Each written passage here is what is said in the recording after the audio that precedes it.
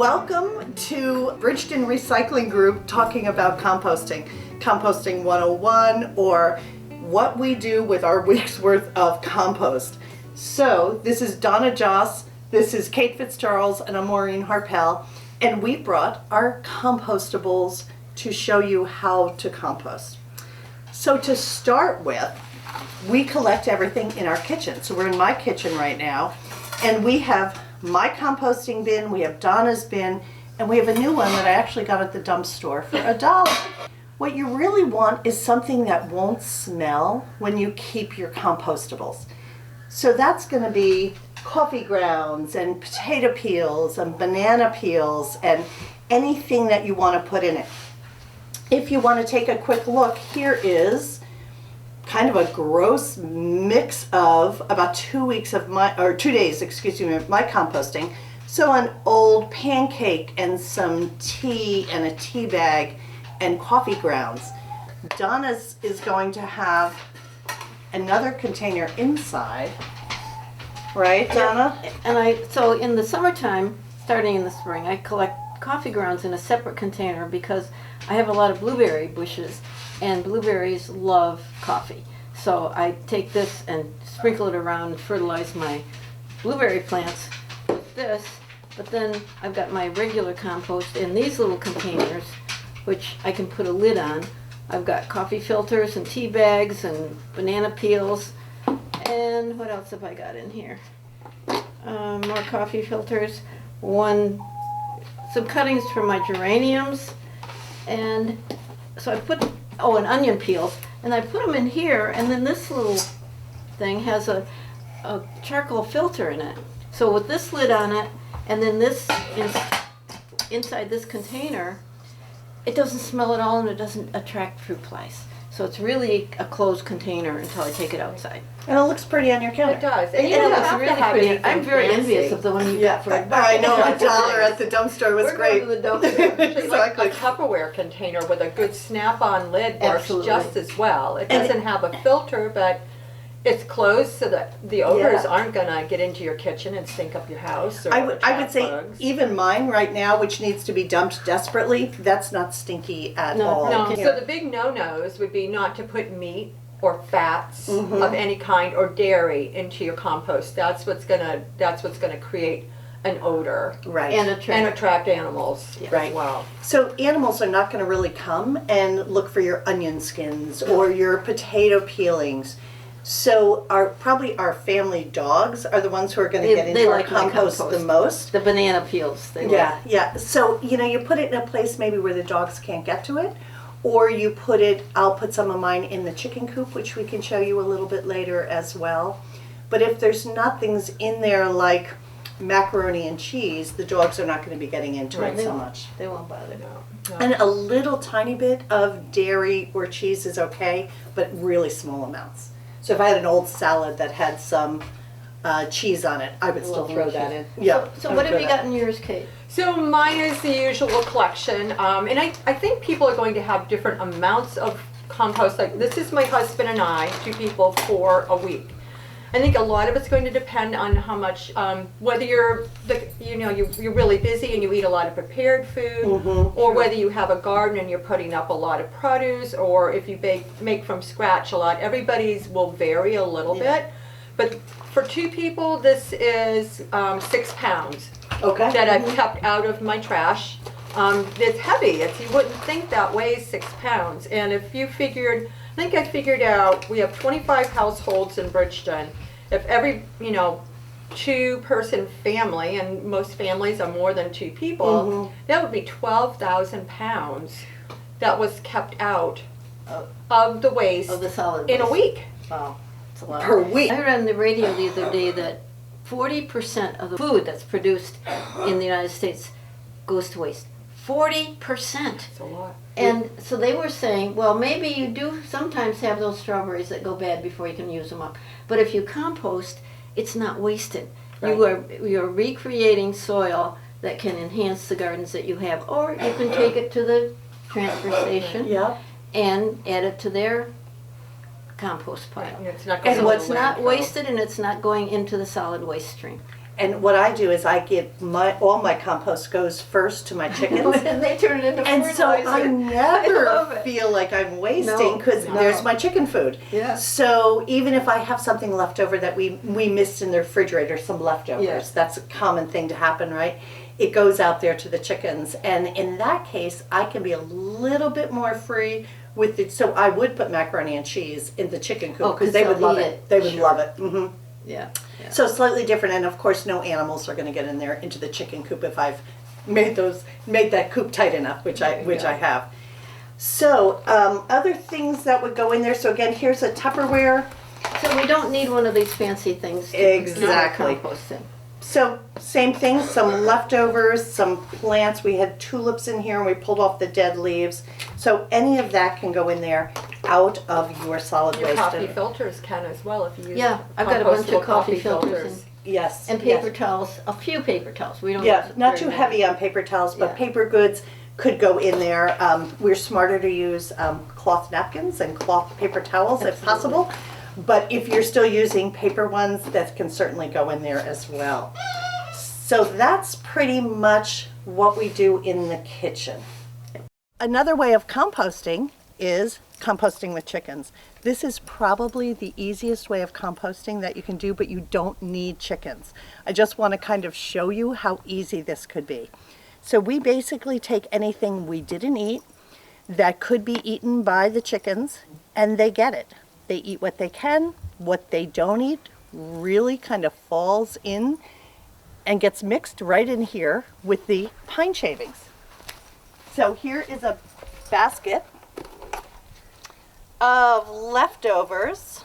There's a little frittata, there's tea bags. Come on, girls. Chick, chick, chick, chick, chick, chick, chick, chick, chick. There. And the dogs don't get into that. And the chickens are happy. Come on, girls. Come on, girls. They're very happy. And there's less food waste, of course. If that got a little slimy, I'm going to put some more shavings on top of it. And we have a poor girl who's a little scared she can't get in there. Go on, go on, go on. Good girl. Like all of them. Good girl. Grace, what are you eating? Gracie. So Gracie's- Maureen, you're getting that nice mix of shavings, whatever food they don't eat, and chicken manure. Exactly. And the Oh, chickens are wonderful scratching stuff. and breaking Wow. that down into a usable. Yes, so I don't just put it on the floor of my chicken coop. I have inches and inches of dried leaves and pine shavings. Buy the pine shavings at Paris Farmers Union. They usually come from Hancock Lumber. Just shake them in there. They smell great. They absorb. So they're the brown of the composting. So we haven't talked about this yet, but there's browns and there's greens in composting. You want about 20 to 1 browns to greens.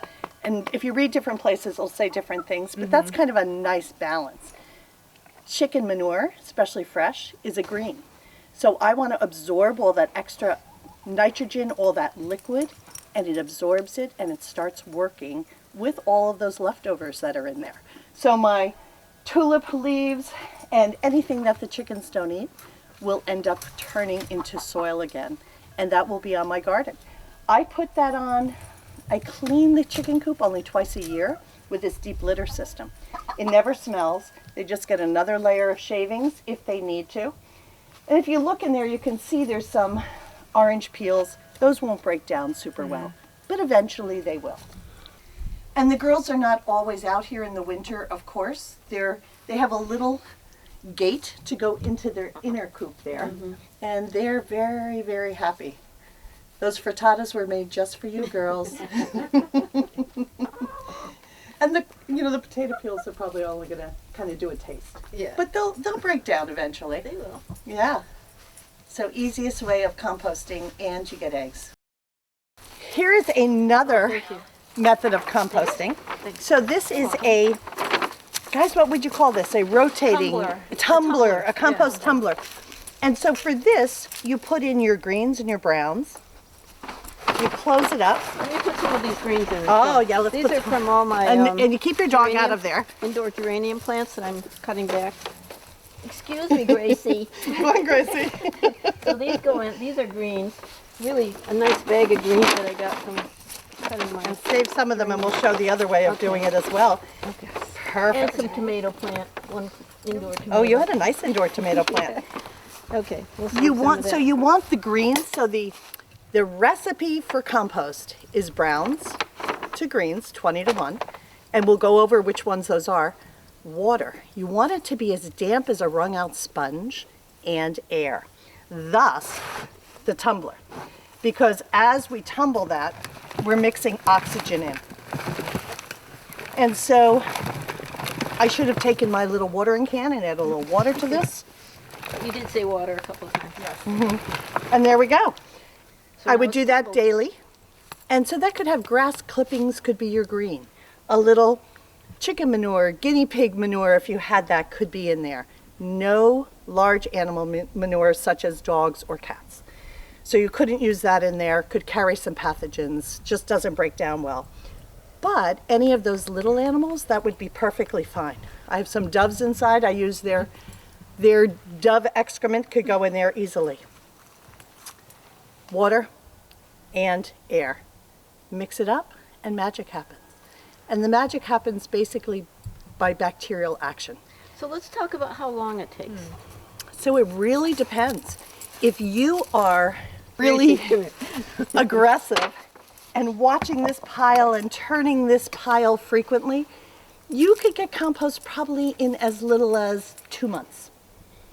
Some of the books say faster than that. I can't imagine doing it any I faster. kind of averaged in the ones that we used to use about 6 months, but I had a lot of potato peelings, That's which slow. took longer to break down. Yes, yes. So, I would say probably more like 12 to 18 months would be a good time if you're good. not really working it a lot. Yeah. Or like my chicken coop, about every 6 months I can pull that out of there. So it really depends on what's in there. And how much you work it.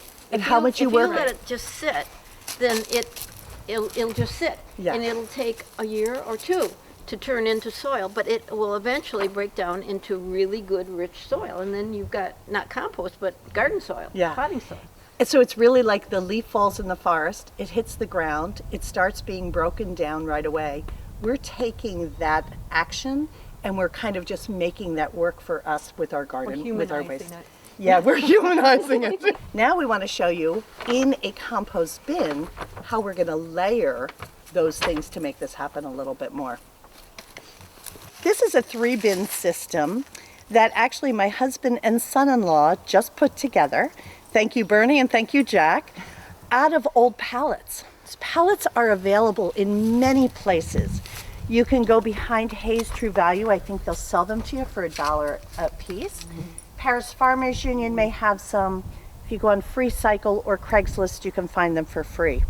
The important thing is to make sure they were heat treated and not treated with chemicals. And there is, on this one, a little mark that says HT so you know it was heat treated. You don't want to make great garden soil and then find out that it had chemicals in it that you wouldn't want in your food. So in any good composting system, you're thinking about, where do I want to put my bin? You want it close enough to the house that you're going to use it. That's a big deal. Summer and winter. Summer and winter. Exactly. We could talk a little bit more about the winter ones. Yeah. Because honestly, I'll get to my chicken coop in the winter, but I probably wouldn't use this one in the winter. This is my summer bin. So I'm going to put in here lots of browns. And if you look in the bin now, there's already browns in there. And that is leaves and spent stems from my garden as I'm cleaning up my spring garden. And then you want to layer that with your greens. So the greens are really what you're going to have in your compost bin from the kitchen. Everything in there, grass clippings, is considered a green. So if you think of a brown as kind of dry and Porous. porous, cardboard, napkins, wood shavings, Shredded leaves, So they don't, shredded they don't newspaper. clump down the way your green stuff. Yes, greens would be, so when you're emptying your lawnmower bag, that's all greens. And if you put them all in a big pile, it'd just become kind of a slimy, and sometimes stinky mess. Stinky. So you really want to layer those greens with these browns that are more absorbent. So in this bin right now is greens, and we're going to add on top of that some coffee grounds and a coffee filter. And I'm not going to put a whole lot in there. There was an apple core. There was a broccoli, avocado skins. You get to see everything we eat in my house as well. And now I'm going to take that and I'm going to put some more browns on top of it. And we have some more browns right here. So there's another layer of browns. Sticks and twigs like this are actually kind of nice because they allow the air to get through. So they aerate this. Smaller pieces are always good because it breaks down a little bit better. So sometimes there's a dog nose coming through the back there. Exactly. What'd you put in there, Mom? What'd you put in there, Mom? Good stuff for Tata. I also have some shredded bags that came out of the bottom of the bird cage, and that can go in there as another brown. And then another layer of greens on top of that. Go on, Gracie. Go on, Gracie. So I did a layer of browns. I'm going to put a little bit more greens in there. Including all the liquid that comes from it because you want it to be as moist as a wrung out sponge. And I'm going to put another layer on top so the dog can't smell this anymore. That's important. And once that layer is on top, I'm going to close this up and I'm going to leave this for a bit. Okay. Go on, Gracie. Composting with Gracie. Yeah, right. Perfect. You don't have to have a compost bin. That's right. Or a container or a tumbler. Yeah. I have an area behind my vegetable garden, close enough, you know, and I can get to it in the winter. My husband plows out a little strip for me, and we just pile. I just have everything in a big pile, my lawn clippings, and if you take clippings out of your garden, they should be non-diseased. So you don't want the tomato stalks that had the reticulum wilt on them or powdery mildew. Keep that stuff right out of your compost pile. Yep. But any of that can go in lawn clippings, small twigs and branches, your kitchen waste. And we just make a big pile, and my husband has a tractor. Not everybody's fortunate enough to have that. And he just comes and he turns that maybe once a month. And so then that Mother aerates Nature it. adds Nice. the water to it for Yeah. us. It is in a well-drained location. It's not sitting in a low spot where it's going to be super wet and just get slimy and gross. And it takes usually about a full year. My compost heap is probably about the size of 2 of these bins. And it takes about a full year. So I always have one pile that's done and ready to use that spring. Another pile that I started in the fall, which has all my mulched up leaves that I've raked off my lawn. And then once that pile goes onto the garden, the finished pile goes onto the garden, we start an entirely new pile. How are you putting it on your garden? How are you using the compost? I've used it a couple different ways. I've had times where I've started new beds and I haven't had enough dirt, and then buying dirt's expensive, good Yep. soil. I will actually put half-finished compost on the bottom to take up some of the room, and then I'll put dirt on top of that. Excellent. So it's going to feed my plants, and it's going to continue to break down, and then by the next year it will be additional soil in my garden. Sometimes if I have finished compost, I will just put a layer of that on the top and dressing just it. top dress it and Yeah. let the rain and time let it leach down into the soil. Another really easy way to compost if you're doing it in your garden is to cut down the weeds or cut off the ends of your plants and then just lay it on the soil as a mulch, and that will break down as well. So there's many ways that we can use this wonderful plant material we have and get it back into the garden. So we can do it, that's called chop and drop mulching. And so that's a really common thing. And I bet you do it in your garden. Yeah. Did you do it in yours Sure as do. well? Let it mulch it. Well, Yeah. I have a different method. I have raised beds for my gardens, and so I take a raised bed in the fall and fill it with my compost and my brown stuff and everything that I want to compost over the winter, and then let it sit for a while.